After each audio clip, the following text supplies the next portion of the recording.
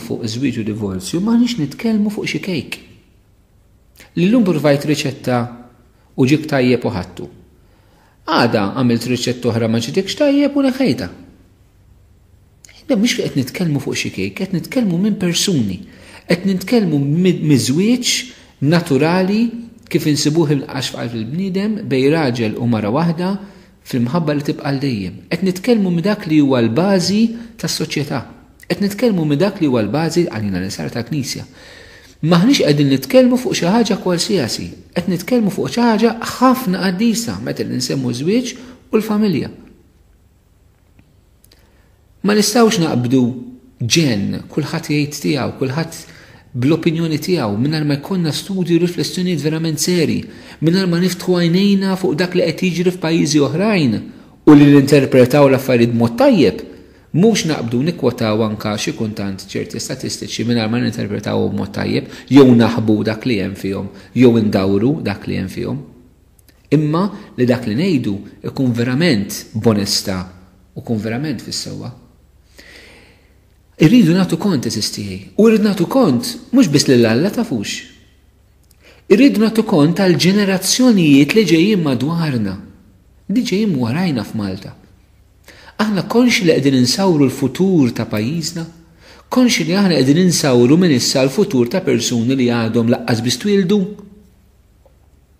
Ir-responsabbiltà morali li sfiti tikellmuna dwarha mhijiex biss lejn Alla li rridu nagħtu kont tagħha fil-ġudizzju tagħna li mhix ċajta, ma niċċajtawx dawn l-affarijiet, imma għandna responsabbiltà lejn il-ġenerazzjonijiet li ġejjin fil-futur. Divorzju li jidħol għal-bidu nibdew ngħidu li huwa eċċezzjoni. Wara ftit jindara u jibda jsir ħaġa li taħlet fil-kultura, taħlet dik il-mentalità u kif qalulna l-isfijiet il-mentalità ta' żwieġ titbiddel. Konxi aħna li nistgħu nieħdu deċiżjonijiet illi il-ġenerazzjoni ta' warajna li aħna għandna dmir, għandna dritt illi ngħaddulhom ħajja tajba, li ngħaddulhom eżempju tajjeb, li ngħaddulhom kultura li tgħinhom jgħixu ta' bnedmin f'kultura ta' ħajja. Konxi li aħna nistgħu nkunu qegħdin noqsu anke minn din il-ħaġa. X'futur qegħdin inħejju għal ta' warajna. Għandna din responsabilità eżistijaj. Dan id-diskors ma jitlaqx minn sitwazzjoni li forsi jien il-familja tiegħi qed nipruħa fih u forsi nagħlaq hemm u nara din is-sitwazzjoni. Konxix qegħdin insawru għal futur ta' wliedna? Konxi li din il-mentalità li bija qed nitkellmu fuq allum fuq id-divorzju għada pita għada din l-istess mentalità se tinfluwenxi fuq affarijiet oħrajn li huma serji importanti fosthom l-abort. Għax kif illum qegħdin nitkellmu fuq id-divorzju ngħidu aħna favur il-familja ma f'ċerti eċċezzjonijiet nagħtu spazju għad-divorzju. Għadha bitada nibdew ngħidu aħna favur il-ħajja imma f'ċerti eċċezzjonijiet bħal huwa rejb, pereżempju, nagħtu spazju għall-abort. Konxi li aħna hekk qed tkun l-argumenti? Konxi se nbidlu fil-mentalità tan-nies pajjiżna? Jien naħseb illi mhux qed ngħidha biex inbeżuda xi ħaġa, qed ngħidha biex nirriflettu biex narfu l-kol kemm aħna ir-responsabilità li għandna li mhix ċajta. Ir-responsabilità li aħna għandna. Ma naqbdux nittrattaw dawn l-affarijiet b'mod sensazzjonali għalli xi ħadd qajjem din l-issue noħolqu paniku sħiħ fil-pajjiż meta għandna bżonn ħafna żmien biex nirriflettu. Kemm għandna bżonn noqogħdu attenti x'nissimgħu. Dan mhux kwistjoni isna ħanamlu ġlieda bejn x'jemmnu aħna l-insara u bejn min ma jemminx min għandu valur differenti. Maħniex nitkellmu fuq kwistjoni reliġjuża kif uħud qed jippruvaw jgħidu. Isma' il-Knisja li hija sagrament, fuq is-sagrament ta' żwieġ ħadd ma jista' jindaħħel għall-Knisja, aħna mhux fuq hekk qed nitkellmu fuq xi ħaġa oħra, fuq iż-żwieġ li jsir fl-istat, mir-realtà soċjali. Le. Iż-żwieġ huwa żwieġ, anke żwieġ sagrament tal-Knisja jibni fuq dak li hija l-imħabba umana. Iż-żwieġ mhux tal-Knisja, iż-żwieġ mhux tal-istat. Iż-żwieġ poġġa ħalla fuq livell naturali fil-bniedem, law tal-Knisja u laqqas tal-istat. Ħadd ma joħloq iż-żwieġ, kemm il-Knisja u kemm l-istat jirrikonoxxu iż-żwieġ. U allura noqgħdu attenti li din ma nġibuhiex Issa xi battibek bejn il-Knisja u bejn min ma jaqbilx ma' Knisja, ikun min ikun. Għax mhix kwistjoni ta' hekk. Naħseb jiena min jipprova jġiba fuq dak il-livell ikun qed jinqeda bis-sitwazzjonijiet. Ikun qed jinqeda anke bl-istorja tagħna f'Malta fejn tidħol relazzjoni ma' Knisja u s-soċjetà sabiex jasal għal finijiet tiegħu.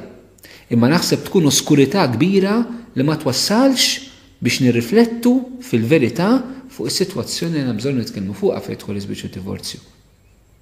U għalhekk di responsabilità morali li s-swiet qed ikellmuna dwarha hija serja ħafna, mhix kwistjoni biss ta' ġnub u ġnub, mhix biss, hija wkoll imma mhux biss, imma hija realtà li toħodna lil fejn tidħol il-futur ta' pajjiżna.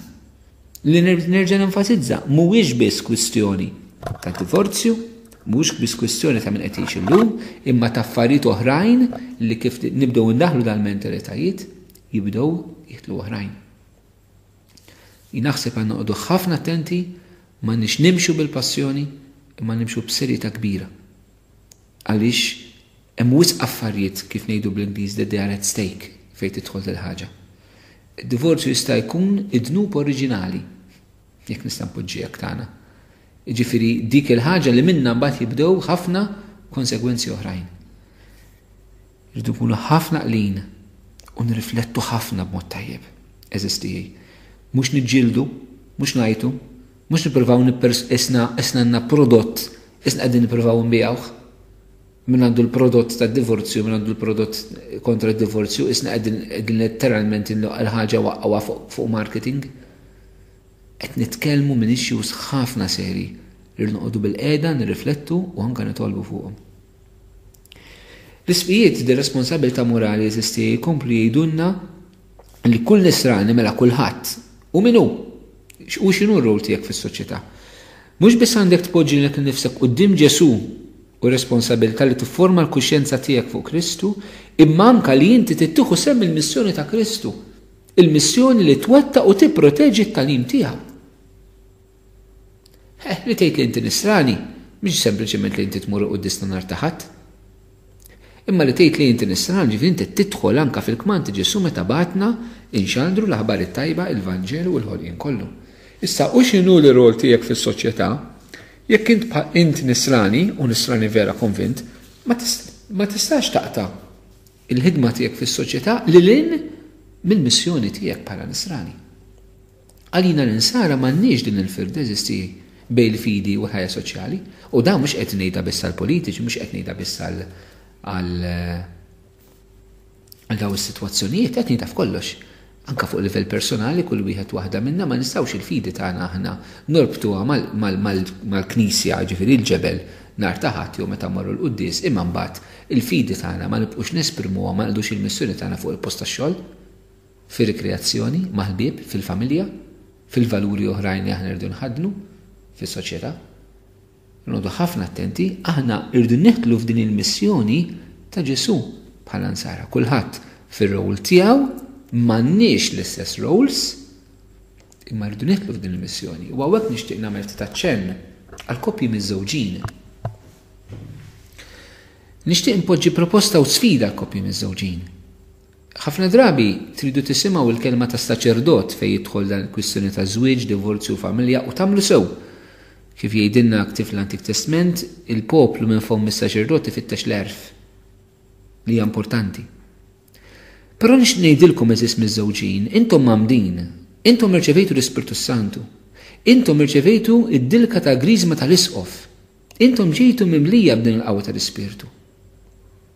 Kunu intom miż-żewġin li tiddefendu l-istess dinjità ta' żwieġ fis-soċjetà tagħna. Tħallux biss is-saċerdoti li jridu jitkellmu, imma kunu intom l-ewwel qabel kollox. L-ewwel qabel kollox kunu intom miż-żewġin stess biex xhieda ta' ħajjitkom, però anke billi titkellmu. Jekk il-mulejtak id-don li tista' titkellem, li tista' tagħmel xi ħaġa f'din is-sitwazzjoni, hija tħeġġiġa tal-isfiq tagħna li l-kol kemm aħna lajti saċerdoti reliġjużi hekk jgħidulna, nieħdu f'idejna dan it-tagħlim kollu u nwassluh lill-oħrajn b'imħabba u kuraġġ. Min qalbi nixtieq nagħmel kuraġġ kbir lilkom li qed tisimgħuni bħalissa li intom miż-żewġin li forsi l-mulej tagħkom don u x'inhu li tistgħu tużawh f'din is-sitwazzjoni biex twaslu hekk din is-sbuħija ta' żwieġ tagħkom. Int min int, sew jekk inti avukat, sew jekk inti għallim, sew jekk inti counselor, sew jekk inti social worker, sew jekk inti mara tad-dar, sew jekk inti ħaddim sempliċi, x'inhi. Jekk tħoss il-mulej jistenqeda bik u tista' tagħmel xi ħaġa, għamilha. Kunu intom miż-żewġin li tiddefendu fis-soċjetà iż-żwieġ. Intom qed tgħixu din ir-realtà u intom għandkom tkunu l-ewwel illi titkellmu. Ir-rew tagħna s-saċerdoti huwa dejjem ngħaddulkom nilqgħukom ma' Ġesu nkunu ta' sostenna likom li inkom tgħixu, nippretkaw il-verità, niddialogaw mas-soċjetà, però intom trid tkunu x-xhieda ta' dan iż-żwieġ li intom imsejħin għalih. U allura eżistijaj nitolbu l-Omna Marija wkoll li hija Omm il-Knisja għaliex li nitkellmu biss, li ngħidu biss, li nikdbu biss mhux biżżejjed din is-sitwazzjoni. Fejn tidħol is-sitwazzjoni anke fejn jidħol iż-żwieġ u divorzju għandna bżonn nitolbu. Ix-xitan jeżisti, ix-xitan jobod il-familja, ix-xitan irid ikisser il-familja għax biha jkisser is-soċjetà u jkisser il-Knisja. Ix-xitan joboda u jrid jeqrida. Għandna bżonn il-qawwa tat-talb u għalhekk nirrikmanda ħafna. Itolbu rużarju. Ġielu l-ħadd ieħor jitlob rużarju. Inaqdu fl-imkien għat-talba ta' rużarju. Jitolbuh fil-familji, jitolbuh fil-parroċċi, jitolbuh fejn tkunu. U nitolbuh anke bl-intenzjoni għall-għaqda fil-familja, għal dawk il-familji li żwieġ tagħhom qed jitkisser, u nitolbu wkoll li Ġesu Marija iħarsu u jipproteġu lil gżiritna mid-divorzju. Jekk aħna nemmnu fuq il-kelma tagħha li d-divorzju huwa ħażin, allura aħna obbligati nitolbu l-mulej biex jipproteġina minn kull ħażen.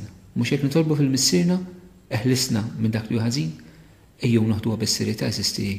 Dak kollu li wassulna l-isfijiet tagħna u anke il-proposta ta' talb li qed wassal jien min-naħa tiegħi. Jalla eżistijaj dawn il-momenti żmien li ngħixu fihom ikunu momenti li jisfidawna biex bħala nsara inqumu fuq saqajna u nwasslu Ġesu l-kelma tiegħu b'mod li nista' d-dinja tifhimna, bl-eżempju tagħna li jista' jkaxkar qlub tagħhom u b'ħafna umiltà li nkunu għaddejja tas-soċjetà li nistrieħu fl-aħħar mill-aħħar fuq il-qawwa tagħha li hu biss jista' jdawwa l-moħħ u qalb il-bniedem bil-verità tiegħu u dak li hu taġid għas-soċjetà tagħna. Jekk nagħmlu dan, il-mulej qed inaslem.